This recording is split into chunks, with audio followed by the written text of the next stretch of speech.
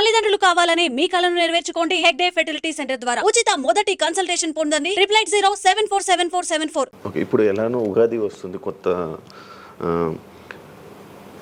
ఈ ఇయర్ రాశి ఫలాలు ఎలా ఉండబోతున్నాయి ఏంటి చెప్తారు?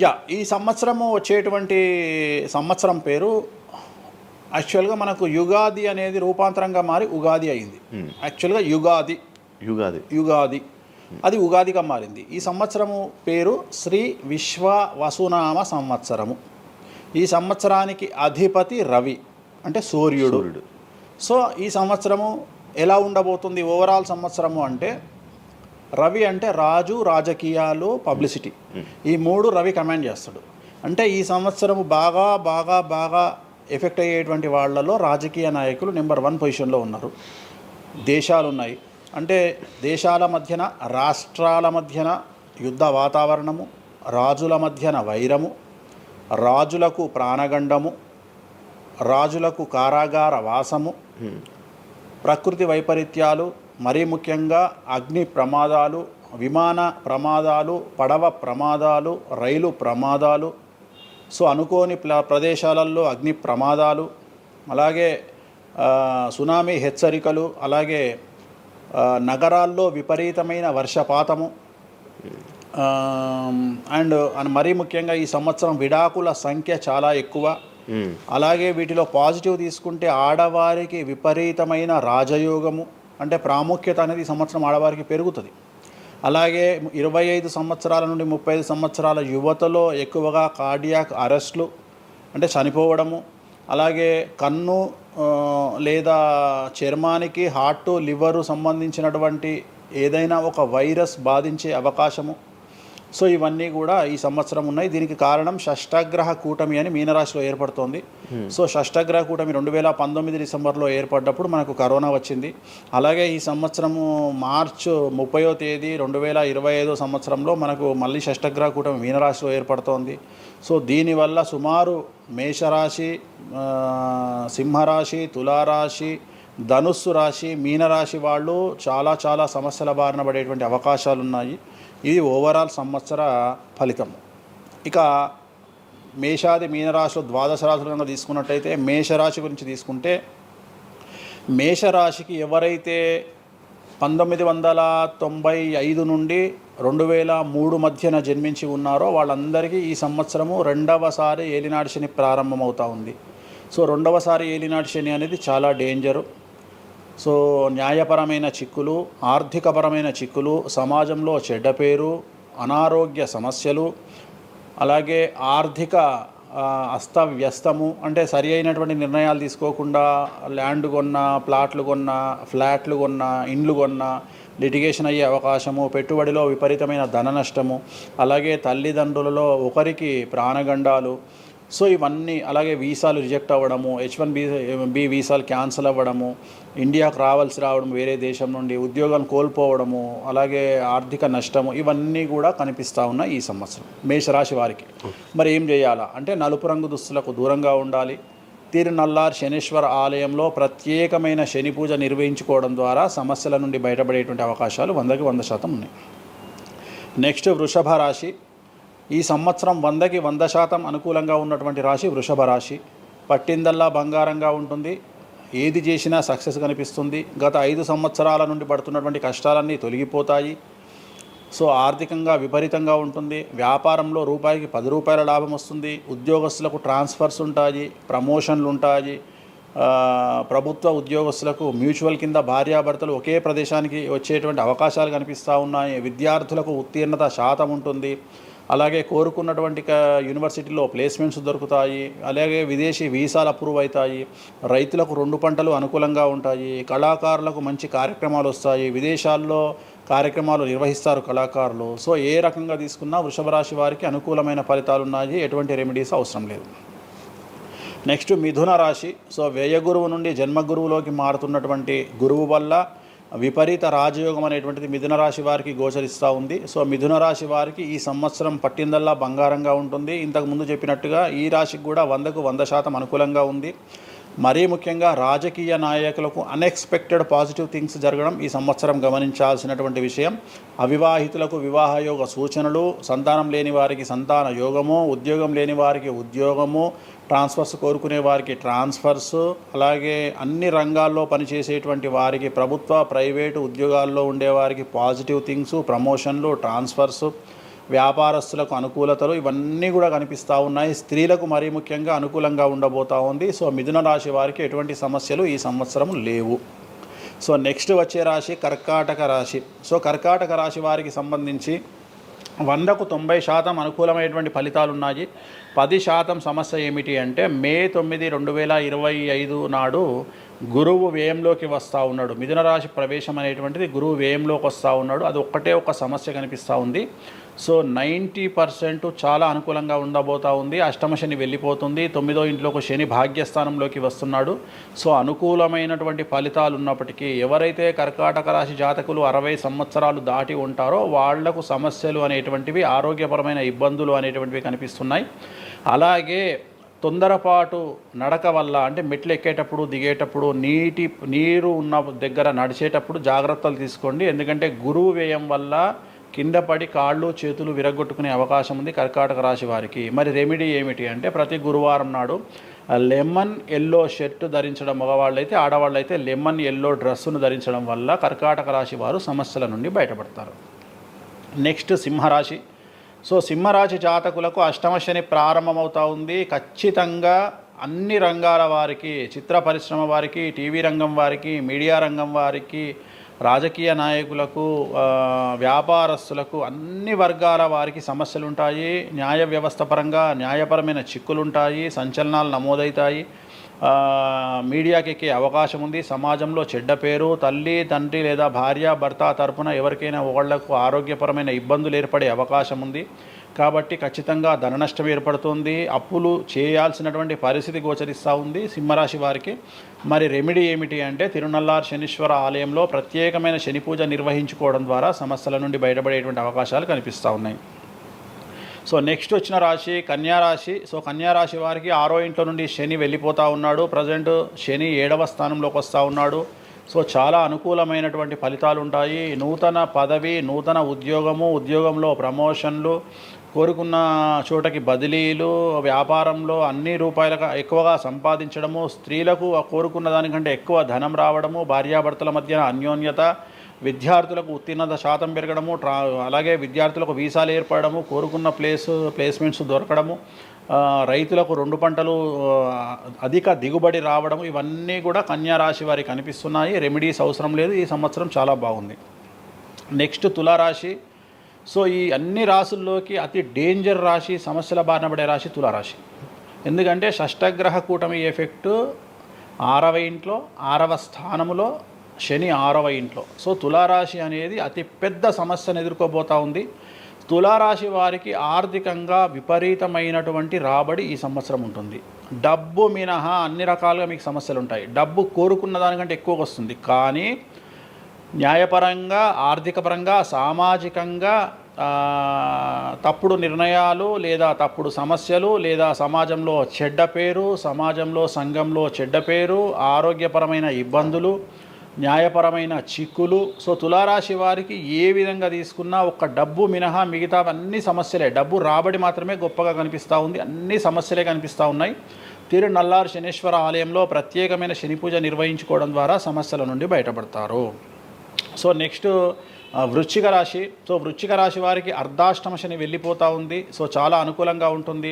కళాకారులకు, సినిమా స్టార్స్కు, టీవీ వాళ్లకు, మీడియా వాళ్లకు చాలా అనుకూలంగా ఉండబోతూ ఉంది.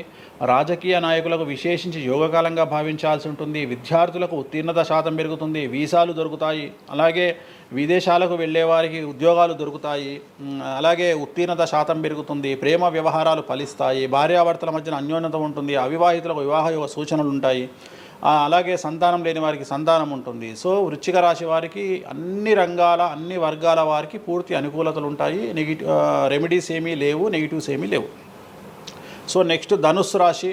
ధనుస్సు రాశి వారికి ఈ నెల మార్చి 30 ఉగాది నుండి అర్ధాష్టమ శని ప్రారంభమవుతా ఉంది.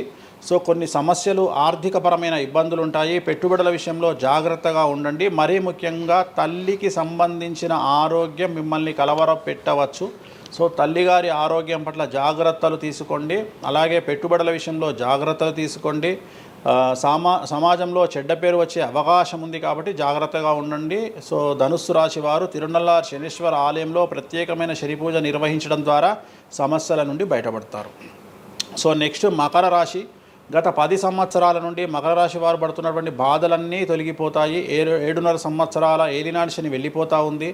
సో పట్టిందల్లా బంగారంగా ఉంటుంది. ఆర్థికంగా, సామాజికంగా, రాజకీయంగా, న్యాయపరంగా, వివాహపరంగా, సంతానపరంగా, అవివాహితులకు వివాహ యొక్క సూచనలు, సంతానం లేని వారికి సంతానము, ఉద్యోగం లేని వారికి ఉద్యోగము, విదేశాల్లో ప్రయత్నం చేసే వారికి అనుకూలతలు, అలాగే ట్రాన్స్ఫర్సు, ప్రమోషన్స్ అన్నీ కూడా అనుకూలంగా ఉన్నాయి. ఎటువంటి రెమెడీస్ అవసరం లేదు. కానీ ఒకే ఒక్క విషయం, భార్యాభర్తల మధ్యలో గొడవలు వచ్చేటువంటి అవకాశాలు కనిపిస్తూ ఉన్నాయి. మకర రాశి వారికి ఎడబాటు కనిపిస్తూ ఉంది. ఆ ఒక్క విషయంలో జాగ్రత్తలు తీసుకోండి, కోపాన్ని తగ్గించుకోండి. సో నెక్స్ట్ కుంభరాశి. కుంభరాశికి 2వ స్థానంలో షష్టగ్రహ కూటమి ఏర్పడుతోంది కాబట్టి ధన నష్టం అనేటువంటిది ఏర్పడబోతూ ఉంది. అతి పెద్ద ధన నష్టం మీరు పెట్టేటువంటి ఇన్వెస్ట్మెంట్ రూపంలో కావచ్చు, భూములు కొన్నా, ఇండ్లు కొన్నా, లేదా ఏదైనా వ్యాపారంలో పెట్టుబడి పెట్టినా చాలా తీవ్రమైన ధన నష్టాన్ని మీరు ఎదుర్కొనే అవకాశం ఉంది. కాబట్టి తొందరపాటు చర్యలు, తొందరపాటు నిర్ణయాలకు దూరంగా ఉండండి. నలుపు రంగు కార్లకు, నలుపు రంగు వస్తువులకు దూరంగా ఉండండి. తిరునల్లార్ శనీశ్వర ఆలయంలో ప్రత్యేకమైన శని పూజ నిర్వహించడం ద్వారా కుంభరాశి జాతకులు సమస్యల నుండి బయటపడతారు. ఇక చివరిదైనటువంటి రాశి మీనరాశి. మీనరాశి వారికి జన్మంలో అంటే మీనరాశిలోనే షష్టగ్రహ కూటమి ఏర్పడతా ఉంది. సో చాలా సంచలనాలు ఉంటాయి. నెగిటివ్సే కనిపిస్తూ ఉన్నాయి, పాజిటివ్స్ ఒక్కటి కూడా కనిపించడం లేదు. ఆర్థికంగా, న్యాయపరంగా, సామాజికంగా, ఆరోగ్యపరంగా, కుటుంబపరంగా అన్ని రకాల ఇబ్బందులు ఎదుర్కొంటారు. సంచలనాలు ఫేస్ చేయాల్సి వస్తుంది. కుటుంబంలో ఆరోగ్యపరమైన ఇబ్బందులు ఉంటాయి, ఆర్థికపరమైన నష్టాలు ఉంటాయి, భార్యాభర్తల మధ్యన గొడవలు ఉంటాయి, ఎడబాటుకు దారితీసే అవకాశం ఉంది. తల్లిదండ్రుల్లో వారికి ప్రాణగండం కనిపిస్తూ ఉంది. సో చాలా సమస్యలు మీనరాశి వారు ఫేస్ చేసే అవకాశం ఉంది.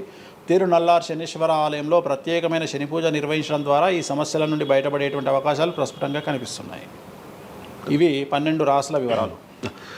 స్వామి, ఇది మామూలుగా పంచాంగం చూసి చెప్తూ ఉంటారు, మీరు ఏం చూడకుండా ఇవన్నీ ఎప్పుడు నోటికి వస్తాయి కదా, ఇంకెందుకు?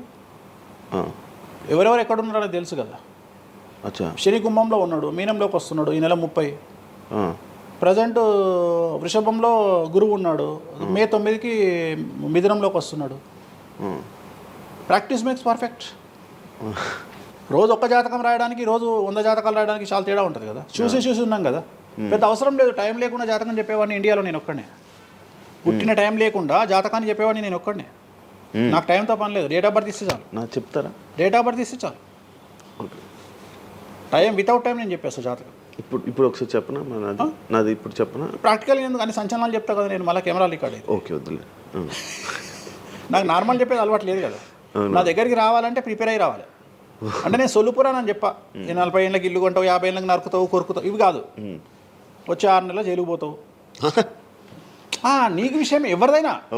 సో ఈ టైంలో డివోర్స్ అవుతుంది, ఈ టైంలో యాక్సిడెంట్ అవుతుంది. అంటే చెడును తెలుసుకోవడం వల్ల చెడు నుండి బయటపడడం ముఖ్యంగా. నేను చెప్పినా చెప్పకుండా నువ్వు కారు కొంటావు. నువ్వు కారు కొనడం అనేది it is very normal, right? నువ్వు ఇల్లు కొనడం అనేది నార్మల్. నా దృష్టిలో చెడు చెప్పడం వల్ల చెడు నుండి తప్పించుకోగలిగితే చాలు అనేది నీ మనిషిని ఎవడు ఆపలేడు. చెడు నాపొచ్చు.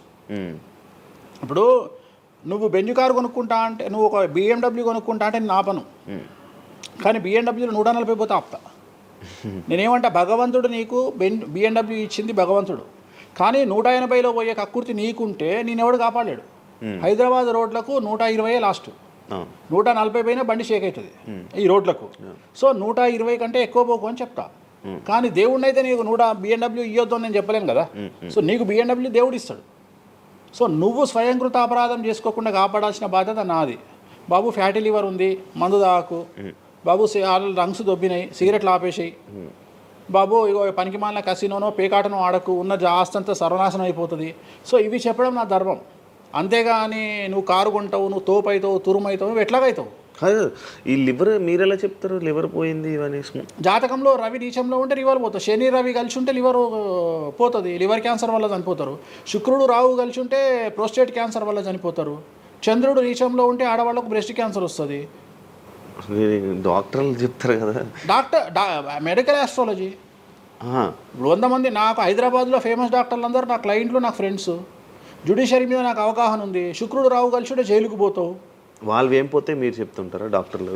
డాక్టర్లు ఇప్పుడు నువ్వు డాక్టరు, నువ్వు నాకు ఏం అడుగుతావు అంటే నీ క్లయింట్ డేట్ ఆఫ్ బర్త్ నాకు ఇచ్చి నువ్వు నన్ను అడుగుతావు ఈయనకి ఏ క్యాన్సర్ వచ్చే అవకాశం ఉంది అంటే నేను ఒక 3 ఆప్షన్లు చెప్తా. 3 ఆప్షన్లు చెప్పినాక నీ క్లారిటీ వస్తుంది. నేను చెప్తా ఈయనకు ప్రోస్టేట్ క్యాన్సర్ వస్తుంది అని చెప్తా. ఎస్ ప్రోస్టేట్ క్యాన్సరే స్టేజ్ 2లో ఉన్నాడు అని చెప్తావు. ఆయన చెప్తాడు. చెప్పినాక ఈయన ఎన్ని రోజులు బతుకుతాడు డాక్టర్ స్వామి గారు అని అడుగుతాడు. అడిగితే నేను ఆయన డేట్ ఆఫ్ బర్త్ని బేస్ చేసుకొని ఇక ఇన్ని రోజులు బతుకుతాడు అని చెప్తా. సో ట్రీట్మెంట్ వల్ల ఈయనకి ఏమైనా బెనిఫిట్ అయ్యే అవకాశం ఉందా అని అడుగుతాడు. అంటే అవుతుంది అని చెప్తా. ఎన్ని రోజులు బతుకుతాడు, ఇన్ని రోజులు బతుకుతాడు ట్రీట్మెంట్ చేస్తే. సో మేమిద్దరం కమ్యూనికేట్ చేసుకుంటాం. అంటే డాక్టర్కు నా మీద ఉండే నమ్మకం వల్ల నడుస్తుంది అది. అట్లనే జ్యుడిషియరీ విషయం ఉంది. జ్యుడిషియరీలో ఇప్పుడు ఉదాహరణ ఈడీ కేసు ఉంది, ఎవరి మీద నా జైలుకు పోయిండు. సో ఈడీ కేసులో బెయిల్ దొరకడం చాలా కష్టం. సో నేను బెయిల్ రావడానికి పూజలు చేస్తాను. దానికి కారాగార దోష నివారణ పూజ అని ఉంటుంది. సో ఆ పూజ చేయడం ద్వారా వాళ్ళకి తొందరగా బెయిల్ వస్తుంది. సో దీని మీద అవగాహన ఉండాలంటే జ్యుడిషియరీ మీద అవగాహన ఉండాలి. సో అందుకని నాకున్న సర్కిల్లో నేను ప్రతి విషయాన్ని మాట్లాడతా. నాకు ఏం అలవాటు, రైతుతో మాట్లాడతా. రైతు సబ్జెక్టు జుడిషియరీ జడ్జి కనిపిస్తే జడ్జితో జుడిషియరీ సబ్జెక్టు మాట్లాడతా. ఏసీపీ కనిపిస్తే ఆయనతో లీగల్ సబ్జెక్టులు మాట్లాడతా. డాక్టర్ కనిపిస్తే గైనకాలజిస్ట్తో గైనకాలజీ మాట్లాడతా. ఇప్పుడు ఉదాహరణ నువ్వు ఇంత మాట్లాడుతున్నావు, నీకు అమ్మాయిల గురించి అవగాహన లేదు, అమ్మాయిల నెలసరి మీద నీకు అవగాహన లేదు. నాకు పూర్తి అవగాహన ఉంది. నా తల్లి, చెల్లి, అత్త, బిడ్డ అందరికీ సంబంధించి 4 రోజులు ఎందుకు టెన్షన్లో ఉంటారో నాకు తెలుసు. నెలసరిలో వాళ్ళని డిస్టర్బ్ నేను చెయ్యను. నా పెళ్ళం నా మీద అరిచినా మూసుకొని కూర్చుంటా, అంతేగాని విడాకులు ఇస్తాను బెదిరియా. అట్లనే డ్యాన్స్ చేసే అమ్మాయికి ఎన్ని కష్టాలు ఉంటాయి. ఒక హీరోయిన్ గురించి చాలా మాట్లాడుకుంటాం. డేట్లో ఉండే హీరోయిన్ డ్యాన్స్ చేయాలంటే ఎంత కష్టం, తనకు కంఫర్టబుల్ జోన్లో ఉండదు ఫిజికల్గా. సో అట్లాంటి అమ్మాయిల గురించి, వాళ్ళ కష్టాల గురించి నాకు తెలుసు. అలాగే పీసీఓడి, పీసీఓఎస్ అంటే ఏందో నాకు తెలుసు. సో హార్మోన్ ఇన్బ్యాలెన్స్ ఎందుకు వస్తుందో నాకు తెలుసు. వాళ్ళకు గడ్డాలు మీసాలు ఎందుకు వస్తాయో నాకు తెలుసు. వాళ్ళకు థైరాయిడ్ ప్రాబ్లమ్స్ ఎందుకు వస్తాయో నాకు తెలుసు. ఏ జాతకంలో ఏ గ్రహం ఎక్కడ ఉంటే ఎలా ఉంటుందో నాకు తెలుసు. అల్లు అర్జున్ లాంటి తోపు తురుము జైలుకి ఎందుకు పోయిండో నాకు తెలుసు. రేవంత్ రెడ్డి సీఎం ఎందుకు అయ్యిండో నాకు తెలుసు. రైట్, మీకు సూపర్ స్టార్గా కనిపిస్తున్న హీరో తెలుసు, కానీ సినిమాలు లేక సూసైడ్ చేసుకోవడానికి సిద్ధంగా ఉన్న హీరో నాకు కనిపిస్తాడు. అర్థమైందా? మీకు సూపర్ స్టార్ హీరోయిన్ కనిపిస్తుంది, కానీ ప్రేమ పేరుతో ఉన్న సొమ్మంతా తీసుకుపోయి మగవాడికి పెట్టి అడుక్కు తింటున్న హీరోయిన్ నాకు కనిపిస్తుంది. సో నాకు నెత్తిలో గ్రహాలు కనిపిస్తాయి తప్ప మనుషులు కనిపించరు. శివ అనే వ్యక్తి నాకు కనిపించడు. శివ నెత్తిలో ఉంటే 9 గ్రహాలే కనిపిస్తాయి నాకు. జస్ట్ శివ అనేది ఒక పేరు నాకు, బట్ నాకు 9 గ్రహాలే కనిపిస్తుంటాయి. ఆడుతుంటాయి, డ్యాన్స్ ఆడుతున్నది నాకు కనిపిస్తుంటాయి. నెక్స్ట్ ఇట్లా జరుగుతుంది శివకు నెక్స్ట్ 1 ఇయర్లో. అది నాకున్న ప్రాబ్లం. కనిపిస్తాయా? నాకు అదే కదా, నా దరిద్రం అదే కదా, నాకున్న ప్రాబ్లం అదే కదా. సో నాకు నీ జాతకం ఏందో నాకు కనిపిస్తుంటుంది తర్వాత. అందువల్లనే అట్లా ఆపుకోలేక నోటి దురద వల్ల తొందరపాటు చెప్పే ఇట్లాకి వచ్చిన, అందుకని ఆపుకుంటున్న వాటిని. అది ఇప్పుడు నా చూసి అన్నీ చెప్పేస్తారు, మొత్తం కనిపిస్తున్నాయి. అది ఏదో మన సినిమాలో ఉంటుంది, ఆయనకి మొత్తం ఇక్కడ రాత కనిపిస్తుంటుంది. భగవంతుని దయ అంతే. Okay done. థ్యాంక్ యూ స్వామి గారు. టైం లేక మనం తక్కువలో తప్పకుండా మళ్ళీ త్వరలో ఒక 4-5 నెలల్లో మళ్ళీ మంచిగా చేద్దాం, మళ్ళీ కలిసి మళ్ళీ మాట్లాడదాం. Thank you so much interview ఇచ్చిన. మరొకసారి ప్రేక్షకులకు శ్రీ విశ్వావసునామ సంవత్సర ఉగాది శుభాకాంక్షలు. ఈ సంవత్సరం అంతా శ్రీ వెంకటేశ్వర స్వామి వారి అనుగ్రహంతో మీకు అన్ని శుభాలే జరగాలని కోరుకుంటూ ఓం నమో Venkateshayya. Thank you so much. చూసారు కదా ఇంటర్వ్యూ. ఇంకో గెస్ట్తో మళ్ళీ మీ ముందుకు వస్తాం. అంతవరకు సీ. బాయ్.